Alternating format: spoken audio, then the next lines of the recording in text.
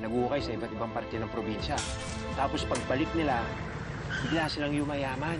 Kung sa mga naririnig ko, sir, isang talakmak na ginto. Ano yan? Mapa na kayamanan.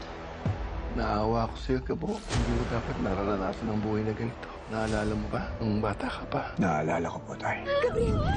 Makinig sa amin. Makinig ka kay Mami, ha? Naalala ko ang lahat. Itong pinagagawa sa atin ni Umali, pag pumalpak tayo, malaking pera mawawala sa atin.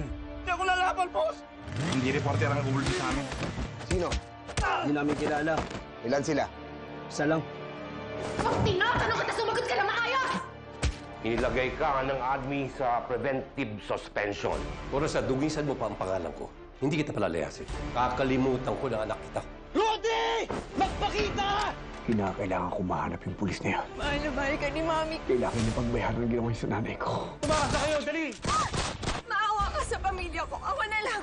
Hayop ka! Ang ginawa niya sa inyo. Mas pinili mo talaga ang hampas lupang si Rudy na yan. Maawa ka. Huwag ang anak ko. Huwag ang asawa ko. Hanapin niyo kung saan nakatago ang iba pang ginto. Na siya ang dahilan kung bakit tayo naghihirap ngayon. Kinakailangan ko siya makita.